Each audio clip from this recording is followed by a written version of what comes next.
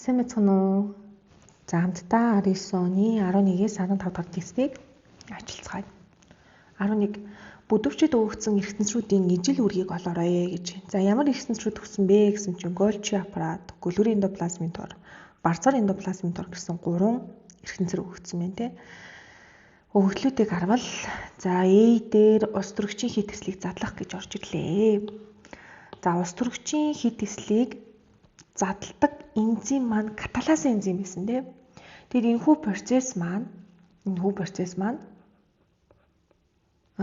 пироксисом гэж нэрлэгддэг.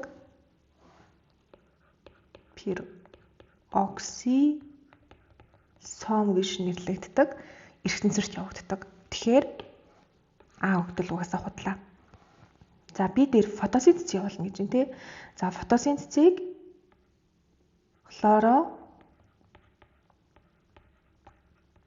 явуулдаг. Тийм болохоор B өгдөл маань худлаа олчих. За C-г харах юм бол шин бодис нийлэгжүүлэх гэж орж ирж байна. D-г харах юм бол энерги ялгаруулах гэж орж ирж байна. Энерги дээр митохондри орж ирдэг тийм болохоор D маань биш. За E-г харах юм бол энзим агуулгах гинэ. Энэ энзим агуулгах ихэвчлэн лизосом дээр яригддаг. Шинж. Тийм болохоор E манаас худлаа. Тэгээд C үлдэж байна.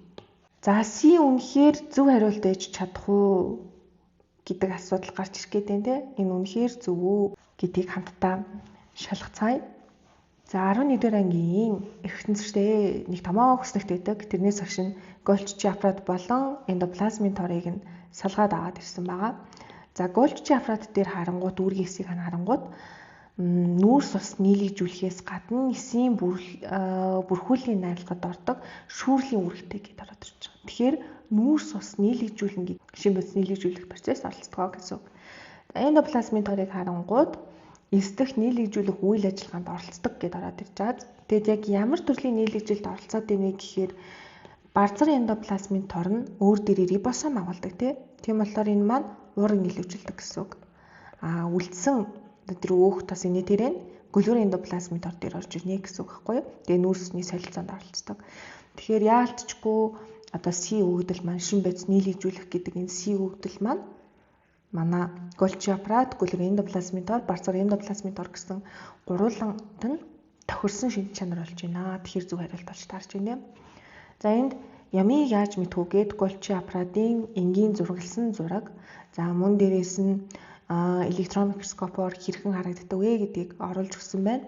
TEM гэдэг нь Transmission Electron Microscope нэмийн төсөлтийгээд эсийн дотоод бүтцийг маш сайн тод томрон харах боломжийг олгодог ийм одоо электрон микроскоп байгаа. За дараагийнх нь эндоплазмын тор орж өгсөн байна. Эндоплазмын тор бол бөөмийн 2 дахь давхраанаас үргэлжилдэг. За тэгээд энэ ягаан өнгөтэйнүүд нь рибосом байгаа гэсэн үг тийм. Рибосом байлцсан байгаа учраас барзар гадаргуу гүйцэгдэг. Одоо энд электрон микроскопын зургийг харангуут харж жижиг цэгүүд байгаа. Тэгэхээр энэ маань ерөнхийдөө бол барзар эндоплазмын торон дээр рибосом суусан байгаа нь харагдаж байгаа.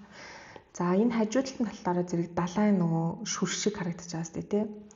Гөлгөр эндоплазмын тор харагдаж байна. Тэгээд гөлгөр гэдэг нь гөлтийсэн гадаргуутай түүний дээр рибосом суугаагүй гэсэн үг хана шүү дээ. За 11 дээр зөв хариулт C болж тарсан. За 12. Бодисын солилцооны хэлбэрүүдийг үзүүлсэн бүдүүчдэх 1-2 дугаарт харгалзах үгийг зөв илэрхийлсэн мөрийг сонгороо гинэ. За энийг хэдүүлээ шууд задлжээ. Поли гэдэг нь олон гэсэн утгатай.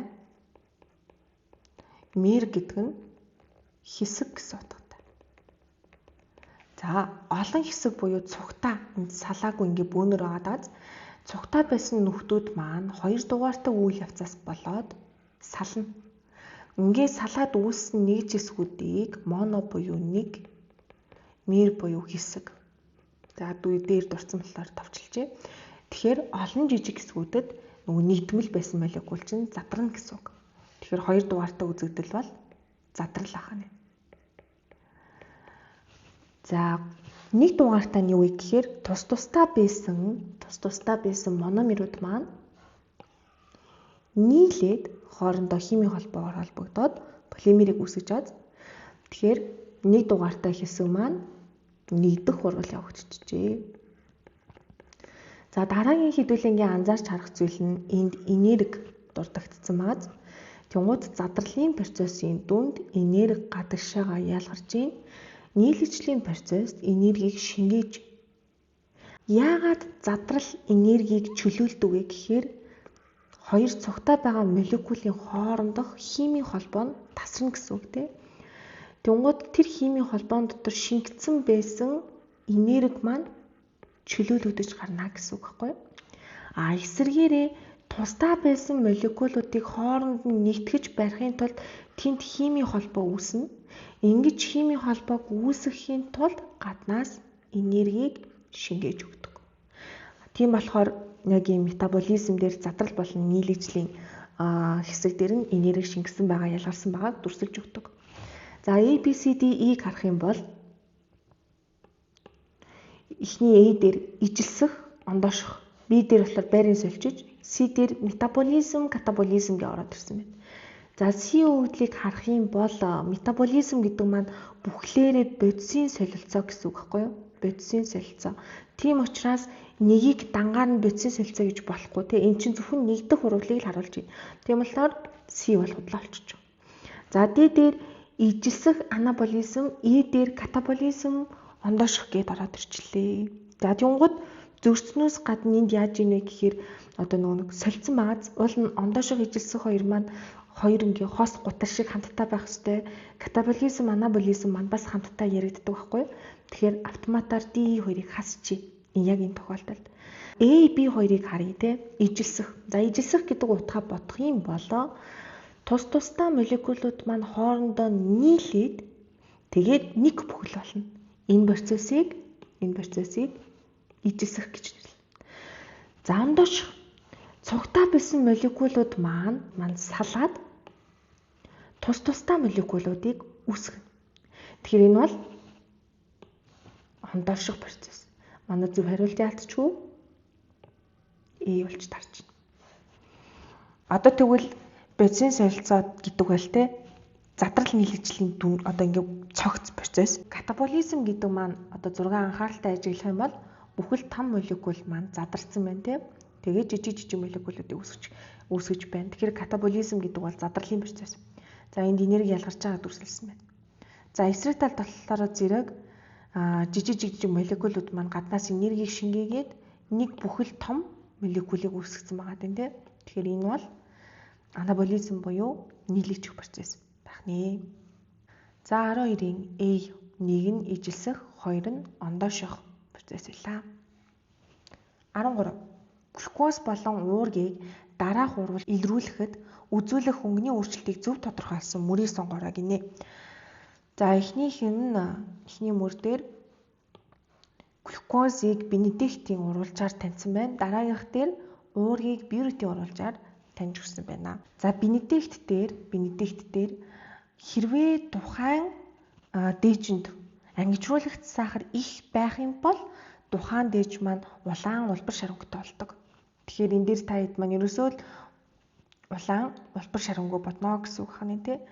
За гэтэл уургийг бьютийн урвалжаар илрүүлэхэд хэрвээ тухайн дээж уурыг агуулж авах юм бол манай урвалж бодис маань нэг ягаан өнгөтэй болдог. Ийм онцлогтой. Тэгэхээр өнгөө тааруулаад харахаар аль өвдөл зүв байна вэ гэдгийг харъя. За энд улаан улбар шар гэхээр манай DE2 зүв байж болох гээд байна. Гэтэл энд цэнхэр гэдээ ороод ирчих.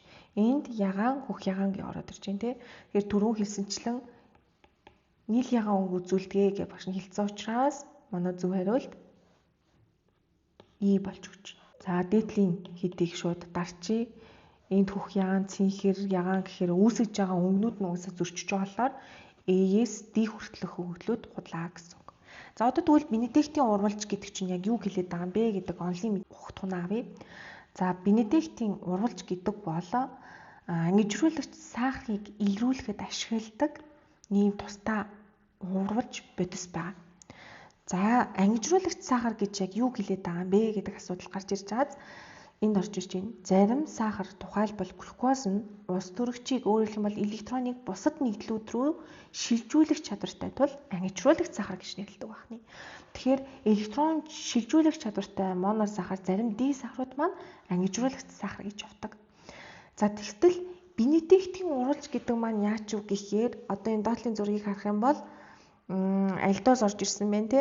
Альдоос сахар маань Бенедиктийн уралжтай уралд орлоо. Бенедиктийн уралж маань зэсийг агуулдаг ийм уралж байна.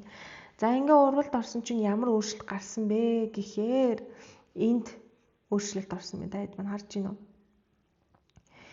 За иймэрхүү байдлаар ангижруулагч сахар их агуулгах тусмал өнгө нь гүн өнгөтэй ийм өөрчлөлт орж өгдөг. Онцлогтой ахны. За тэгээд Бенедиктийн уралжийн тест нь гэх юм бол хуруу шилэндээ 1 мл дээж хийгээд тэрэн дээрээ 2 мл Бенедиктийн уралжаа хийгээд өгнө. За мэдээж энэ одоо процесс маань дулааны энерги буюу гаднаас энергийг аюул их шингээгээд тэгээ электронуудын мөргөлдөлтийн хурдыг нэмэгдүүлээд за хоорондоо уралд орох эрчмийг бол нэмэгдүүлэх шаардлагатай болдог. Тийм болохоор халуун усан маань юм уу эсвэл ийм спиртэн ч юм уу те нэг бол ийм газан дээр ерөөхдөө бол ажиллах шаардлагатай болдог. За тэгээд 3-5 минут халаасны дараа дээжинд агуулгадах ангижруулагч сахарын хэмжээнээс хамаарат өнгө нь их хувьсдаг. Тэгэхээр хэрвээ ангижруулагч сахар авахгүй бол цэнхэр өнгөтэй те жоохон байх юм бол ногоон өнгөтэй дотроод шар тэгээ улаан улбар шар гэж явчихна гэсэн үг байна шүү дээ. За энд нөгөө өнгөний хэмжээнүүдийг нь оруулаад өгсөн байгаа. Одоо жишээлбэл ногоон өнгөтэй нэ гэдэг нь тухайн дээжинд дэх ангижруулагч сахарын агуулмж нь 0.5-аас 1 грамтай байна гэд багцаалтаад мэдчихэж болох нь шүү дээ. За тэгээд 2 түүнээс дээш байх юм бол маш тод тэр улаан өнгийг үзүүлдэг байна. За энд бас арай өөр зургийг оруулж өгсөн байгаа. Цардуулыг бол бид нэр йодын уралжаар таниад гүн хөх бараг ингээ хар хөх өнгийг үзүүлдэг ш. Гэтэл моносахарыг буюу ангижруулагч сахарыг бол яах нь вэ? Заавал Бенедиктийн уралжаар л танина. Цардуулаа одоо йодын усамлаар ерөөсөө илэрхгүй гэсэн үг. За бюретийн уралж орж ирсэн сая.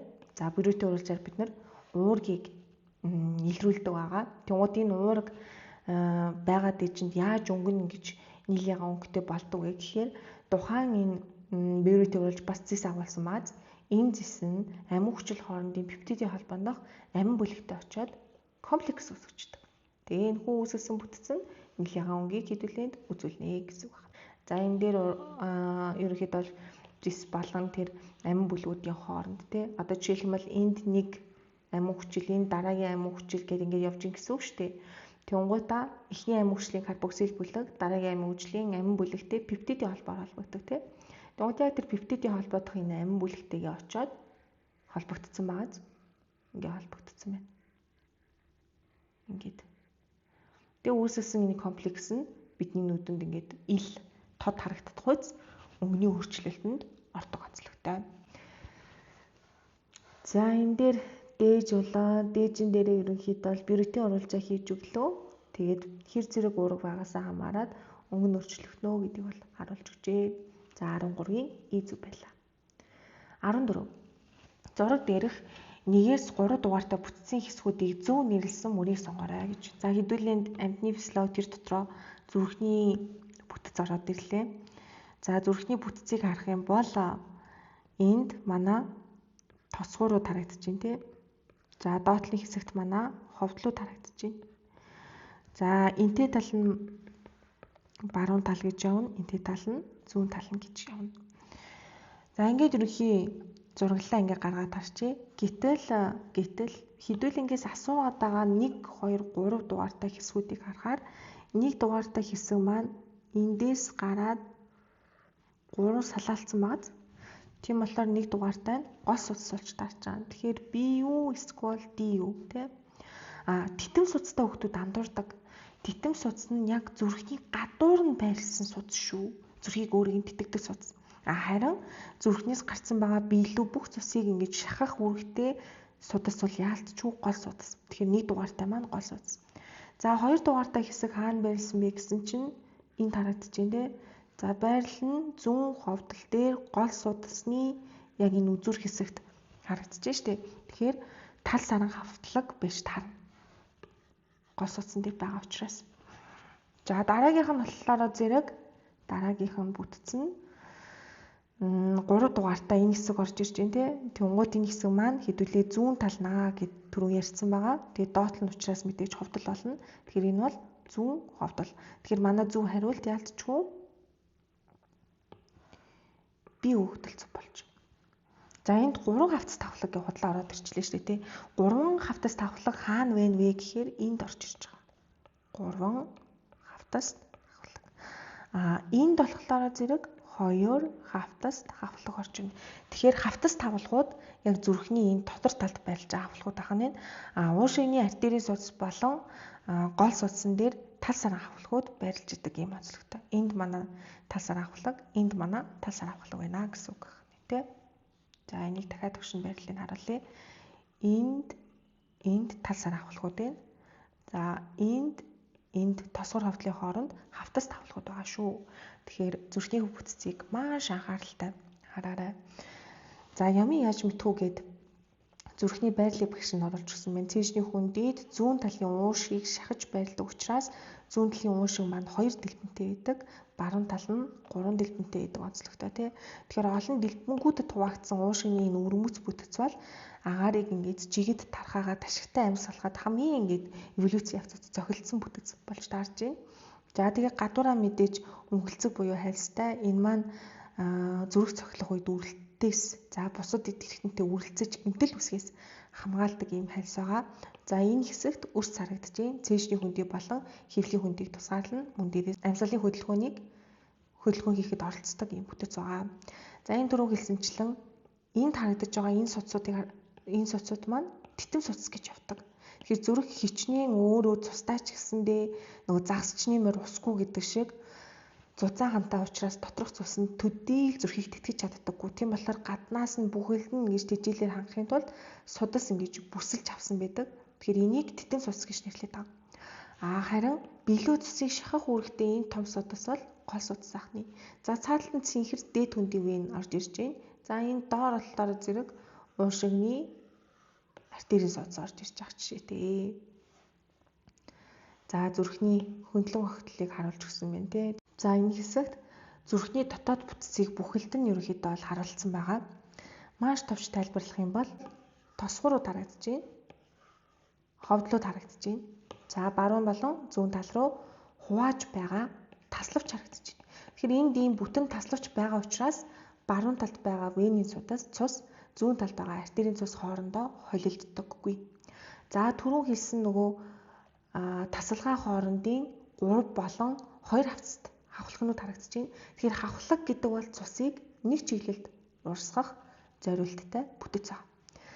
За энд зүрхний зүүн талын хан баруун талын ханаас зузаан байгаа нь харагдаж байна. Тэгэхээр баруун талын ховдол цусыг шахаж гаргана. Хаашаа гаргадаг вэ гэхээр ууш руу.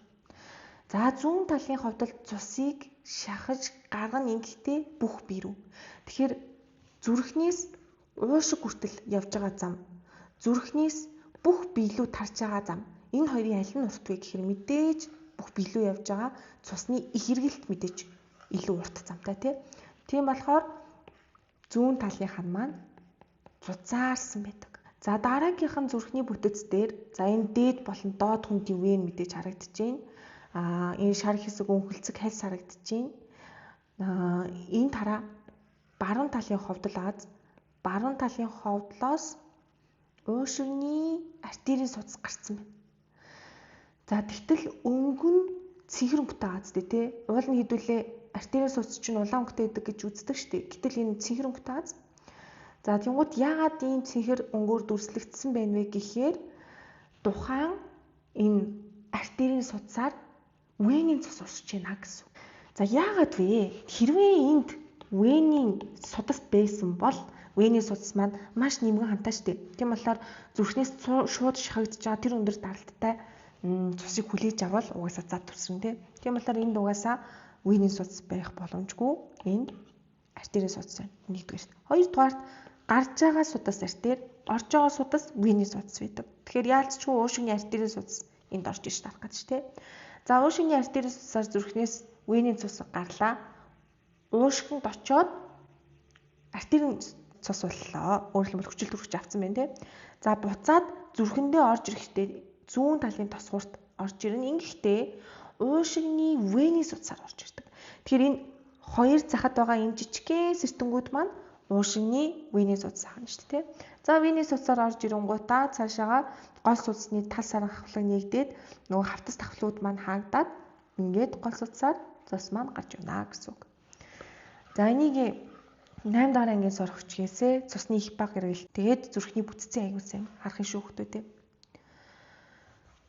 За энэ дээр хавхлагын бүтцийг оруулж өгсөн байна. Мэдээж хевлээд ороод ирэхээр энэ чинь хар цагаанаар орж ирнэ те. Тэнгууд гол судас нь төвдөө яг энэ хараа хавтас тавхлаг болон уушигны артерийн төвд энэ голдон байгаа нь гол судасны талсар хавхлаг. Харин захт нь байгаа нь уушигны артерийн судасны талсар хавхлаг. За энд бол угаасаа 1 2 3 хавтас тавхлаг, энд 1 2 хавхлаг байна гэдэг нь тод харагдчихэв. За ингээд 14-ийн бие өвдөл. 1 нь гол судас, 2 нь талсар хавхлаг, 3 нь зүүн талын ховдол байлаа. 15. Хүний зүрхний зүүн ховдол яагаад зузаан булчинлаг хамтай байдаг вэ? За сая хэдүүлээ яг ярьсан шүү дээ, тэ. Зүүн тал гэдэг бол уушигнаас хурж ирсэн O2-оор баялаг цус байгаа. Тэгвэл энэ одоо зүүн талд байгаа цус нь зүрхнээс шохогдоод гол судсаар дамжаад артерийн судасны тусламжтай бүх биеийн хэсгүүдэд тархдаг. Энэ төрлийн эргэлтийг цусны их эргэлт гэж нэрлэж байгаа. За гэтэл баруун тал нь болохоор зэрэг биеэр эргэлдээд хүрээд ирсэн CO2-тай O2 алдсан ийм одоо цус байгаа шүү дээ. Вений цус байгаа. За вений цус маань баруун талын ховдлоос уушигны артерийн судсаар дамжаад уушигнд очоод O2-оор баялаг болоод буцаад уушигны вений судсаар дамжаад зүрхнийхээ зүүн талын тосгорт хүрч ирдэг. Тэгэхээр их эргэлт гэдэг бол зүрх болон их бие хооронд явагдаж байна тий. За баг эргэлт гэдэг бол зүрх болон уушиг хооронд явагдаж байгаа. За тэгэхээр дасгал их хийдэг хүний булчин илүү ингээд булчин мас нь нэмэгдсэн байдаг шүү дээ тий, хөгжсөн байдаг. Дасгал сайн хийдэггүй хүмүүсийн хувьд ингээд булчны хөгжлөн сул байдаг шүү дээ. Тэрнтэй яа гэж хэлхэн зүүн тал нь илүү их зам туулаад байгаа учраас зүрхний зүүн талын энэ ханны булчин илүү хөгжсөн байдаг. Зам болсон байдаг. За баруун тал нь болохоор зэрэг баг зам тоолж байгаа учраас харьцангуй нэмгэн байдаг онцлогтой. За тэгвэл 15 дээр манай саний онлын тайлбартай тохирж байгаа үгдэл байна уу гэдгийг хэдүүлээ харъя. Цусыг бүх биеэр шахахын тулд гэж байна. Зүүн ховдол ягаад зузаан байж болж байна те. Утга нь ерөнхийдөө бол таарж шít. За бийг харъя. Их биеэс ирэх цусыг хүлээн авахын тулд. Хүлээн авч байгаа чинь тосгуур. Тэгээ та хэд харж байгаа зү. Энд ховдлын хан тосгуурын ханаас хамаагүй зузаан байна. Яагаад тэгэхээр ховдол илүү их агшдаг учраас ховдол зузаан байдаг. Тийм болохоор Б бол худлаа олж тарж байна тий. За цусыг холдуулахгүй тулд. Цусыг холдуулахгүй гэх юм бол багш нь бол энэ таславчийг л бодох юм байна. Тэгэхээр С бол яавч биш. За D цахилгаан импульс үүсэх гэхийн тулд. За зүрхэн дээр цахилгаан импульс үүсгэж байгаа бүтэц бол нөгөө нэг AV нод болон дараагийнх нь синусын зангилаа орж ирдэг тий. Тийм болохоор D бол худлаа олчих шүү. За E титэм судсыг цусаар хангахын тулд. За энэ бол угаасаа худлаа. Тэгэхээр яалтчгүй зөв болж тарж байна. За энэ дээр зүрхний дотоод бүтцийг цусны их бага эргэлтийг бол оруулж өгсөн байна те. Зүүн тал нь их эргэлтийг, баруун тал нь бага эргэлтийг хариуцдаг. За тэгээд зүүн тал нь их эргэлтийг хариуцж байгаа учраас булчин илүү хүчтэй агших ёстой. Тийм болохоор зүүн талын ховдлын булчин илүү зузаан байдаг байна. За энэ хүртэл анхааралтай сонссонд баярлалаа. Дараагийн удаад хэдэн оны хэддүгээр тестийг тайлбарлуулмаар байгаа юм бэ? Жишээлх юм бол 25 он ч юм уу те. Гэх мэтчлэн коммент хэсэг дээр бичиж үлдээгээрэй. Мөн дээрээс нь Ямар нэгэн сэдв асууж болно шүү заяа. Эсийн амьсгалыг тайлбарлаад өгөөч. Эсвэл гэрлийн нийлэгжил, фотосинтезийн процессыг тайлбарлаад өгөөч гэх юм бол нээлттэй. Bye.